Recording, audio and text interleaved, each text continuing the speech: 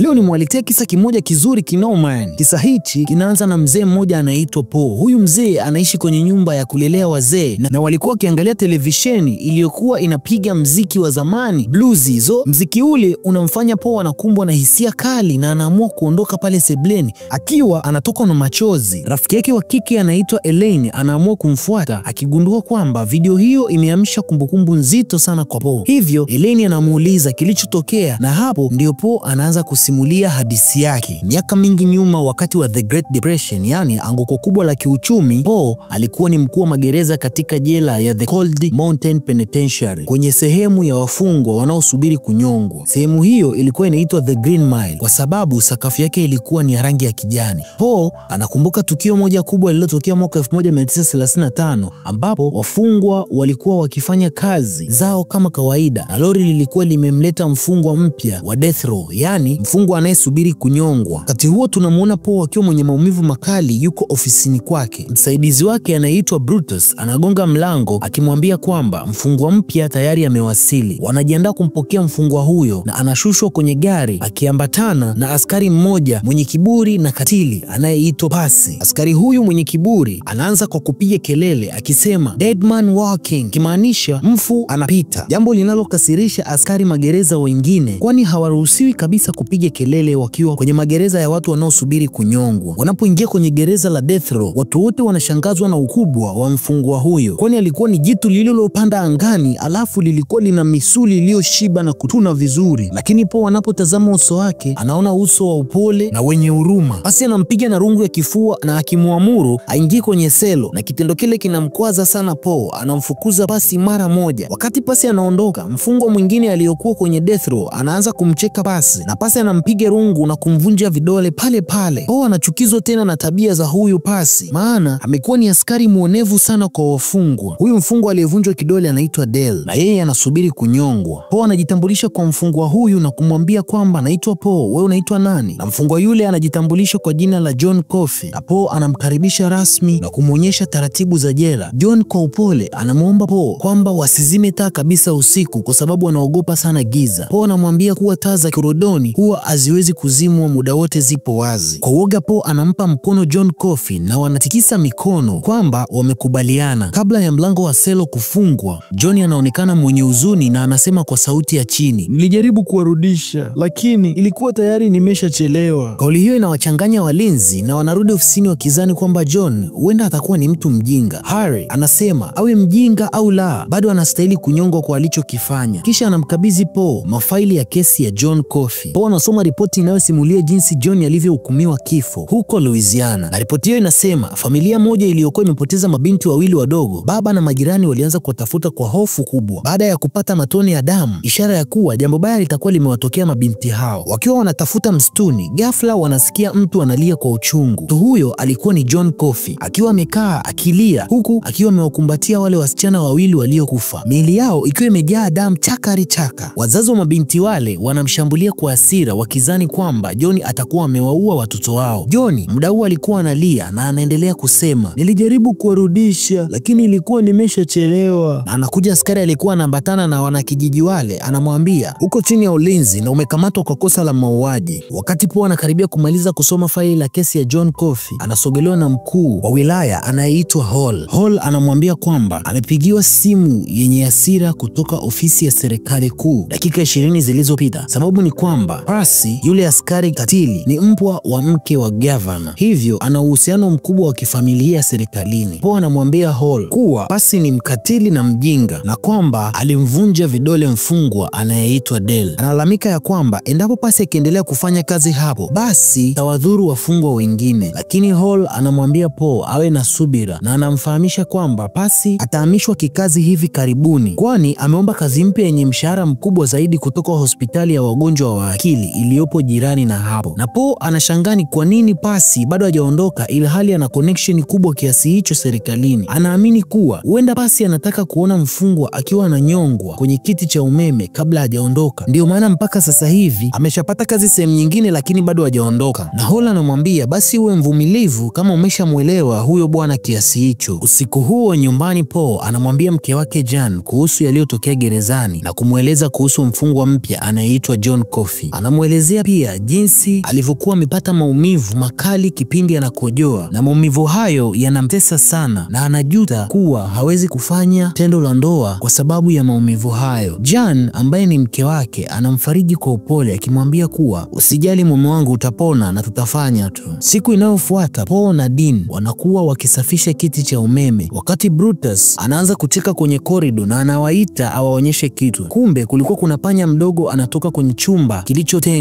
kwa ajili ya adhabu endapo mfungwa akikaidi. Cha kushangaza, panya huyo anaonekana mpole na hana uoga mbele ya binadamu. Brutus anamlisha kipande cha biskuti, kisha panya anarudi tena ndani ya chumba hicho kilichotengwa. Wanaanza kuwa na wasiwasi kwamba panya huyo anaweza kuchimba mashimo yanayotokea nje ya jela na akasababisha uharibifu mkubwa ambao unaweza kupelekea wafungwa kutoroka. Walinzi hao wanaamua kuchukua vifaa na kwenda huko ndani kumtafuta panya huyo. Wanatafuta huku na kule, lakini hawakuambulia chochote. Sio tu panya, bali hawakukuta hata shimo wala njia yoyote ule panya aliyoacha inayomuonyesha kwamba alipita hapo. Siku inayofuata, wakati Pasi akiwa na chana zake nywele, ghafla panya yule tena anaonekana akiwa nyuma yake, na Pasi anaingiwa na hasira na anamrushia rungu pamoja na vitu vingine ili kumdhuru panya yule. Lakini panya ana akili, akakimbia mara moja kwenye kile chumba kilichotengwa, na Pasi anaenda kufungua ule mlango na kuanza kupekua kila kona akitoa vitu vyote nje kwa hasira. Paul pamoja na Brutus wanakuja kuona analolifanya Pasi. Wanamtazama kwa utulivu wakijua kabisa hatomkuta panya huyo popote, maana hata wao walimtafuta jana bila mafanikio yoyote. Utafutaji wa Pasi ulikuwa ni wa kelele mno, kwani alikuwa anasogeza vitu kwa nguvu bila kutumia akili. Na Paul anamwambia Pasi atulie na asiendelee kuwaongezea hao wafungwa hofu pamoja na mawazo, kwani wameshahukumiwa kunyongwa. Lakini Pasi anakataa kutulia na hata anamtishia Brutus kwamba atatumia connection zake kumfukuza kazi. Brutus anakasirika sana, anamkabili kwa hasira huku Paul akijaribu kumtuliza. Paul anamuonya Pasi waziwazi na anamwambia kwamba hao watu unaowaita connection mimi nawafahamu vizuri, na usije ukaja ukasubutu kumtishia yeyote, vinginevyo utaishia pabaya. Siku inayofuata Paul na maafisa wake wanafanya mazoezi ya utaratibu wa kunyonga, na kabla ya siku hiyo halisi kufika ambayo itakuwa ni kifo cha Bwana Bitterbug, mmoja wa wafungwa. Huyu bwana anaonekana mpole sana. Hivyo wakiwa wanafanya majaribio hayo, wanamuomba msafishaji wa gereza anaitwa Tustus ajitolee kama mfungwa kwa ajili ya kukamilisha majaribio hayo ya unyongaji. Siku ya kunyongwa inafika na wanamnyoa nywele Bwana Brute ili kuweka sponji lenye maji kichwani. Wakati atakapowekwa kwenye kiti cha umeme, hili sponji lenye maji linasaidia umeme kupita moja kwa moja kwenye ubongo ili kifo kiwe cha haraka na kisicho na mateso. Na wanapoangalia muda, saa inaonyesha kuwa ni saa 4 usiku, na Brute anatoa amri ya kushusha level ya umeme, na mwili wa Bwana Bitterbug unaanza kupokea umeme na anatikisika kwa uchungu hadi anafariki papo hapo.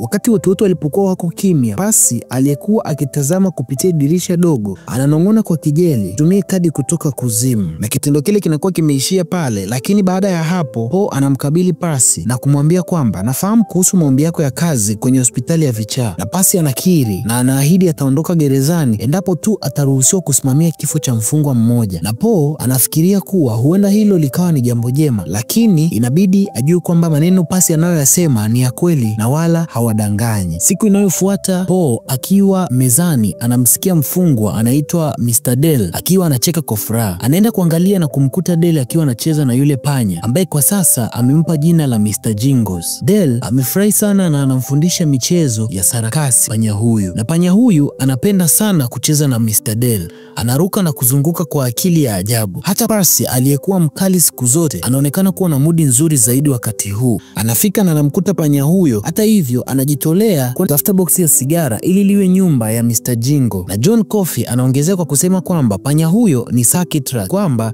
ni wale panya wanaokuwa na akili, hata muda mwingine huwa wanatumika kutegua mabomu, kwani wana kumbukumbu na unaweza kuwatuma. Mchana huo Paul anaitwa na mkuu wa mkoa Mr. Hall, ambaye anamwambia kwamba mfungwa mpya atafika kesho, na mfungwa huyo anaitwa William Wharton, kijana ambaye ni hatari sana aliyewaua watu watatu, mmoja wao akiwa ni mjamzito. Kisha Bwana Hall anaamua kumfungukia Paul kuhusu ugonjwa wa mke wake ambaye anaitwa Melinda. Anamwambia kwamba mke wangu ana uvimbe mkubwa kichwani, ukubwa wa saizi ya ndimu, na madaktari wamesema hawawezi kuuondoa kwa sababu uvimbe huo upo ndani ya kichwa sana. Na Hall anasema jambo hilo linamvunja moyo sana, kwani hawezi hata kumwambia mke wake ukweli kuwa anakaribia kufa. Maneno yale yanamuumiza Paul baada ya kufahamu kwamba mke wa mkuu wa wilaya alikuwa ana ugonjwa ugonjwa mbaya. Usiku huo Paul anaamka na kwenda chooni huku akiwa na maumivu makali kwenye njia ya mkojo yanayomtesa vibaya. Anaishia kukojoa karibu na rundo la mbao huku akijipinda kwa maumivu makali mno. Asubuhi yake Paul anamwambia mkewe kwamba hali inazidi kuwa mbaya na anataka kwenda kumuona daktari. Anahisi kwamba infection aliyokuwa nayo imeshaingia mpaka kwenye kibofu cha mkojo. Wakati huo huo, mfungwa mpya anaitwa William Wharton amewasili gerezani akiwa anaongozwa na askari Dean, Percy pamoja na Harry ambao walikwenda kumchukua kutoka kwenye hospitali ya wagonjwa wa akili, na ni wazi kwamba walimpa dawa za kumtuliza ambazo zilimfanya awe kama amesizi vile. Paul alikuwa anamsubiria ndani ya Green Mile, yani kwenye ile gereza la wafungwa wanaosubiri kunyongwa, huku John Coffey akiwa kwenye vyuma ndani ya sero anawaonya na kuambia kwamba tahadharini naye.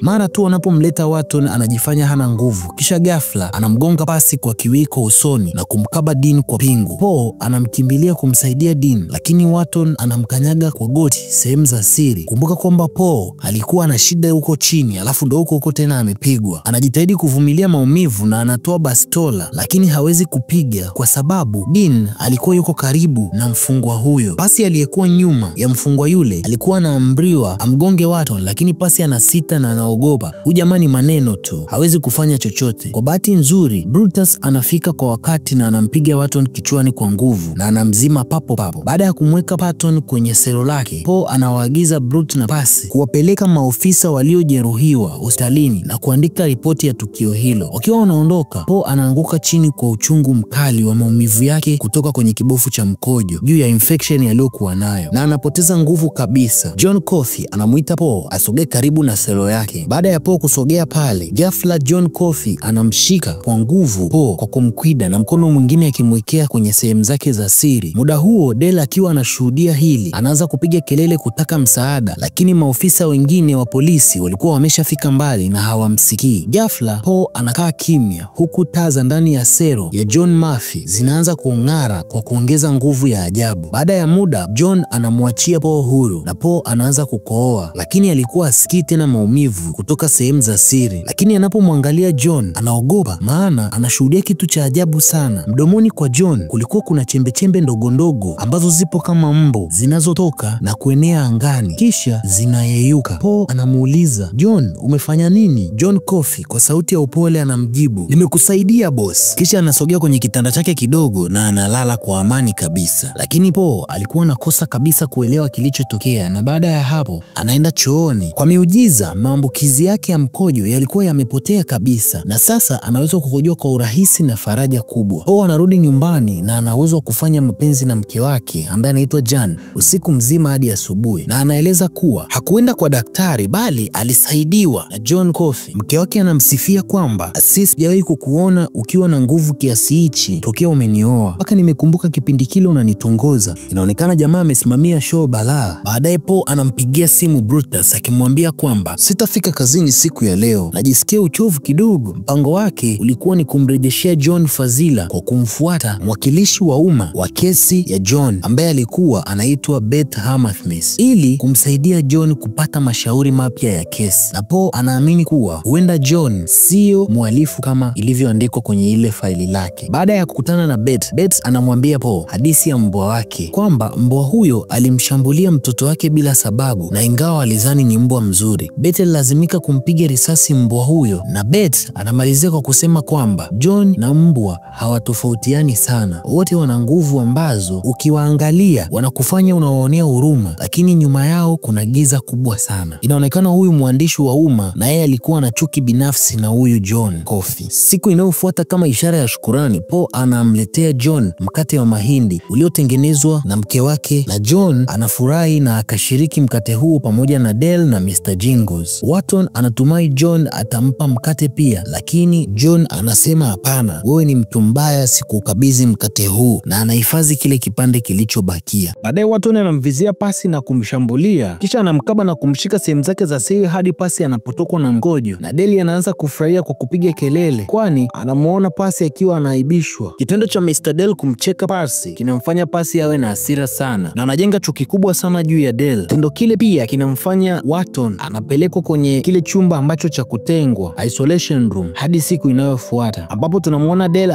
alitoa taarifa juu ya tarehe yake ya kunyongwa, na yeye anasema sawa, na ombi moja, naomba huyu panya ambaye tunamjua kwa jina la Mr. Jingles mumtunze. Na maafisa wa polisi wanasema kwamba usijali, tutampeleka kwenye kituo cha kulelea panya aina ya circus, ambako huko atakutana na panya wengine na atafundishwa mafunzo ya kijeshi zaidi. Muda huo huo, panya yule anaonekana akiwa anakimbia, na kwa bahati mbaya anakutana na pasi ambaye anamgonga mara moja na kummaliza pale pale, na yule panya anafariki dunia. Lakini baada ya kitendo kile kutokea, John Coffey anasema na muombeni huyo panya, kisha anamweka kwenye mikono yake na anafanya kama kumpulizia hewa fulani hivi ambayo inasababisha mwanga kuongezeka kwenye chumba kile, na ghafla mkia wa panya unaanza kutingishika. Huyu jamaa ina maana anamrudishia uhai yule panya. Maajabu haya. Mr. Jingles anapona na kurudi mikononi mwa Dale, jambo ambalo linafanya maafisa wote kushangaa sana. Na kesho yake ndio siku ya kunyongwa kwa Mr. Dale, na afisa aliyekuwa anataka kusimamia jambo hilo juu ya unyongaji wa Mr. Dale ni Pasi. Lakini kwa sababu Pasi alikuwa na chuki juu ya Mr. Dale, anaamua kutokuloanisha sponji ya maji ambayo itawekwa kichwani mwake. Sponji hii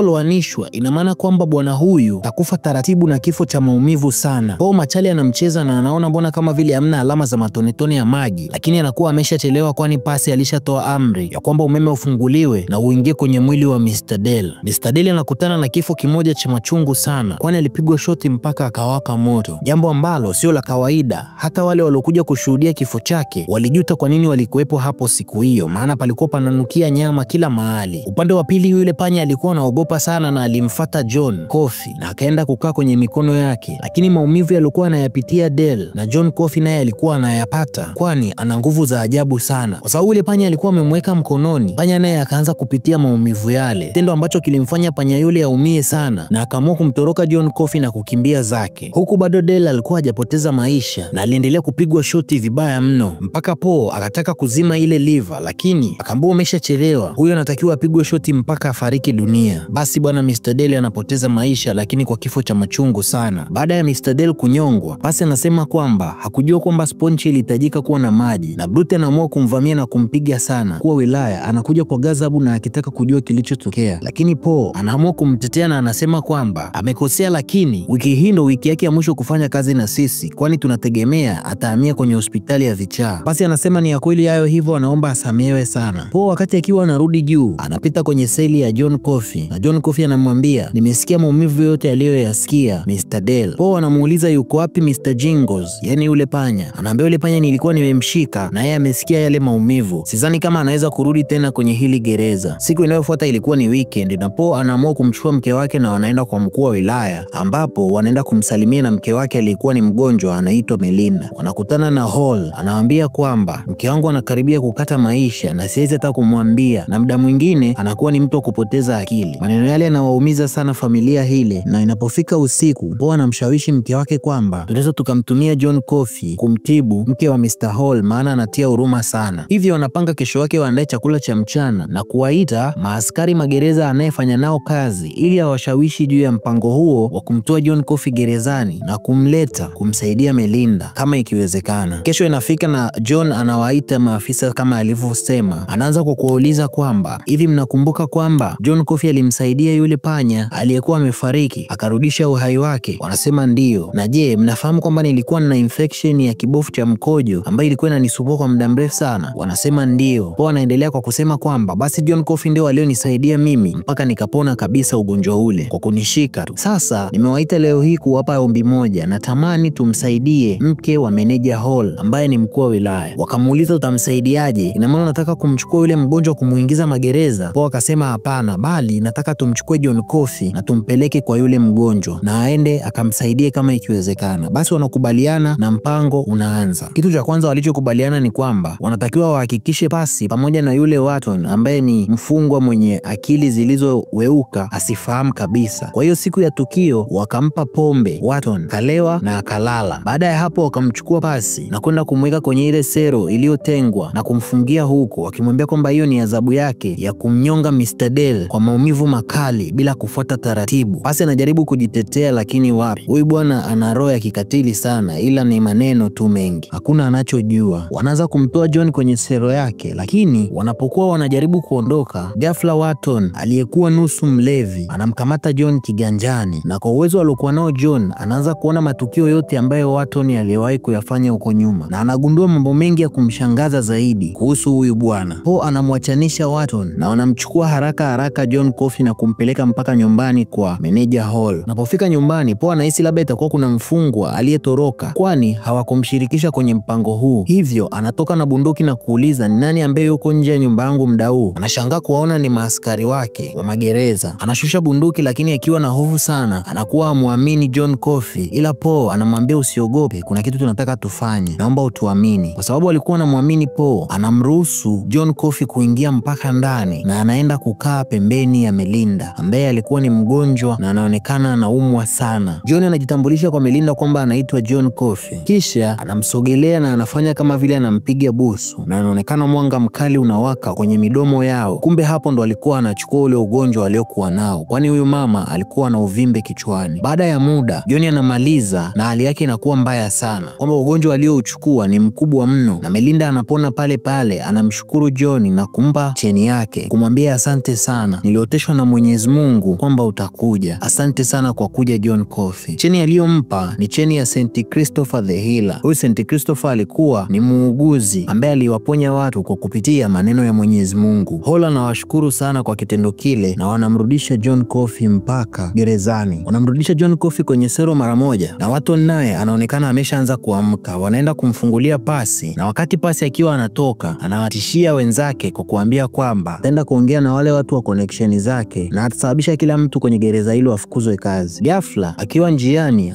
anakamatwa na John Coffey, kisha John Coffey anaamua kumtemea Pasi wale wadudu ambaye walikuwa ndio ugonjwa wa Melinda mdomoni, na Pasi anakuwa kama vile amezubaa, kwani amepewa ugonjwa mkubwa sana wa uvimbe kichwani ambao kwa muda huo ulikuwa unamuongoza akili yake. Anatembea akiwa kama vile mtu ambaye hana akili, lakini anapofika kwenye sero la Wharton anatoa risasi na kummaliza mara moja aliyekuwa Wharton, na anaanguka chini, kisha anatema wale wadudu kana kwamba ule ugonjwa umeamua kutoka wenyewe. Poe anamfuata John Coffey haraka na kumuuliza, kwa nini umefanya hivyo? Kwa nini umeamua kumzuri Pasi? Anamwambia Pasi ni mtu mbaya sana, nimempa ule ugonjwa ili kukontrol akili yake aende akammalize Wharton, kwa sababu alinishika mkono saa zile ameniachia kumbukumbu zake zote, hivyo sogea karibu nikushike ili na wewe uone mambo ambayo Wharton aliyoyafanya kwenye maisha yake. Licha ya wasiwasi wa maafisa wengine baada ya kile kilichotokea, Poe anaamua kumwamini John Coffey na anamshika mkono. Kwenye kumbukumbu hizo zinaonyesha kwamba Wharton alikuwa akifanya kazi mashambani, ambapo siku moja anakutana na wasichana wawili waliokuwa wakiishi maeneo ya hilo shamba alilokuwa analifanyia kazi. Wharton anaenda kuwateka mabinti wale kwa kuwatishia kwamba endapo wewe ukipiga kelele basi nitamdhuru mwenzako, na anamwambia yule mwenzake hivyo hivyo kwamba akipiga kelele atamdhuru huyo mwingine. Mabinti wale kwa sababu ni wadogo wanaamua kukaa kimya, na Wharton anaondoka nao wote wawili na anaenda kuwamaliza mabinti wale wadogo. Cha kushangaza zaidi, mabinti wale ndio ambao John Coffey alituhumiwa kuwaua. Kwa hiyo John Coffey ameshtakiwa kwa kosa ambalo sio la kwake, na ukweli huo anaufahamu mkuu wa magereza. John Coffey anamwambia, nimetamani ujionee mwenyewe kwa sababu ningesema huenda usingeniamini, na mimi nilifika kwenye eneo la tukio ili kusaidia mabinti wale, lakini ikashindikana, kwani walikuwa wameshapoteza maisha muda mrefu, na mimi na uwezo wa kurudisha maisha ya mtu endapo akifariki hapo hapo, kama ilivyotokea kwa yule panya Mr. Jingles. Mkuu wa wilaya anawasili pamoja na polisi wengine kwa ajili ya kuchunguza mauaji yaliyotokea pale ya yule mfungwa anayeitwa Wharton, na Pasi alikuwa anaonekana kama amepoteza akili vile, bado ule ugonjwa aliobeba unaonekana unamsumbua kidogo. Meneja anamwambia Poe kwamba nitajitahidi kuwalinda kwa kadri niwezavyo, kwani umenisaidia sana kurudisha hali ya mke wangu kama mwanzo. Pasi anachukuliwa na kupelekwa kwenye hospitali ya wagonjwa wa akili kama mgonjwa, yaani jamaa alitakiwa aende kufanya kazi kwenye hiyo hospitali ya vichaa kama mfanyakazi, lakini leo anapelekwa yeye kama kichaa. Kweli usitukane mamba kabla hujaruka mto, maana dunia ina siri sana. Poe usiku huo anashindwa kulala baada ya kufahamu kwamba John Coffey sio mhalifu, na anaongea na mke wake ambaye anamshauri aongee na John kwanza ili kufahamu John anataka nini. Na kesho yake Poe anawaambia maafisa wa polisi wenzake kile alichokiona kwenye kumbukumbu za John Murphy ambazo zilikuwa ni za Wharton aliyeuawa kwa kupigwa risasi na Pasi. Kitendo kile kinawaumiza na kuwanyong'onyezesha nyoyo maafisa wale baada ya kufahamu kwamba mfungwa yule alikuwa hana hatia, hivyo wanaamua kumfuata na kumuuliza anataka nini. Lakini cha ajabu, John Coffey anasema kwamba sitamani kuendelea kuishi boss, nimechoka haya maisha, nakuwa na hofu sana, siwezi kukaa kwa amani mimi kwenye hii dunia, maana mambo mengi mabaya yanayotokea karibu yangu nakuwa nayaona, na mengine yanatisha sana. Po anasikia uchungu sana baada ya kusikia maneno yale, na anamwambia kwamba unadhani naweza nikamruhusu mwanaume yeyote ambaye najua hana uhalifu kunyongwa mbele yangu? Mimi Mungu atanionaje? John anamthibitishia kwamba asijali, kwani kifo kwake inakuwa ni kama ameponywa na ameondolewa maumivu anayoyapitia kwenye hii dunia, hivyo anaamini atakuwa na amani huko atakapoenda. Po anaumia zaidi baada ya kusikia maneno hayo, lakini anamwambia kwamba je, unatamani kufanya kitu chochote ambacho hujawahi kukifanya kabla ya kufa? Na John anamwambia kwamba nimekuwa nikitamani maisha yangu yote kwenda kutazama sinema, na Po anafanya kuarrange swala lile, hivyo wanampeleka John Coffey mpaka sinema na wanamwekea movie ya Top Hat. Movie hii ndio ile ambaye sasa movie ilivyokuwa inaanza yule mzee aliiona na akaanza kutoka na machozi, na ndio sababu ya kutueleza kisa hiki cha John Coffey. John anatazama kwa mshangao mkubwa na moyo wake unajawa na amani sana baada ya kushuhudia sinema, na hatimaye siku ya kunyongwa kwa John inafika. Po analazimika kuchukua ile cheni ya John, lakini anamwahidi kwamba nitakurudishia cheni hii ukishakuwa umeshanyongwa, hivyo utazikwa nayo. Polisi wale wanamchukua John na kumpeleka mpaka kwenye chumba cha kunyongwa. Anakutana na watu ambayo wanaamini kwamba yeye ndio waliowaua mabinti wale, hivyo wanamuonyesha chuki kubwa sana, na kitendo kile kinawaumiza mno wale maafisa wa polisi, kwani wanafahamu kuwa John hakufanya mauaji yale. Brutus anamwambia usiwasikilize, naomba uweke hisia zako kwa sisi maaskari ambao ni marafiki zako. Na walinzi wale wanaanza kulia, kitendo ambacho hakijawahi kutokea hapo miaka ya nyuma, na wanaharakisha kitendo kile, kisha wanaochukua uhai wa John mara moja kwa kumpiga shoti mpaka kufa. Po anamrudishia cheni yake kama alivyoahidi, na wanaendelea na taratibu zingine za kumzika. Tunarudi huku ambapo sasa ndio kwa Po baada ya kuzeeka kupelekwa kwenye ile hospitali ya kulelea wazee. Elaine ambaye alikuwa ni huyu bibi anayesikiliza hadithi hii anamwambia hadithi yako ni ya kusisimua na ya kuhuzunisha sana. Sijawahi kufikiria kama kuna mtu ambaye ana uwezo wa kutibu watu na kurudisha uhai wa vitu vilivyofariki. Na Po anaamua kumpeleka Elaine kwenda kutembea msituni, ambapo wanakutana na nyumba ambayo ni ya zamani, na ndani ya nyumba hiyo kulikuwa kuna kabati dogo. Elaine anashangaa kumuona panya aliyekuwa amelala kwenye hilo boksi hapo ndani. Po anamwambia panya huyu ndio Mr. Jingles, na hapo unapomuona ana miaka zaidi ya 50 na kitu. Ushawahi kuona panya na miaka 50? Po anaendelea kwa kusema kwamba mimi na huyu panya tulibahatika kuingia kwenye fikra za John Coffey. Huyu panya siku ambaye alikuwa na uwawa Mr. Dell alikuwa ameshikwa na John Coffey, na hivyo akaingia na kuhisi kile alichokuwa anahisi John Coffey, na mimi nimepata nguvu hizi za kuweza kuishi miaka mingi baada ya kushika mkono na kuingia kwenye fikra za Mr. John Coffey ili kuchunguza kifo cha wale mabinti wawili. Ndio maana nimeishi mpaka leo, na hapa nilipo na miaka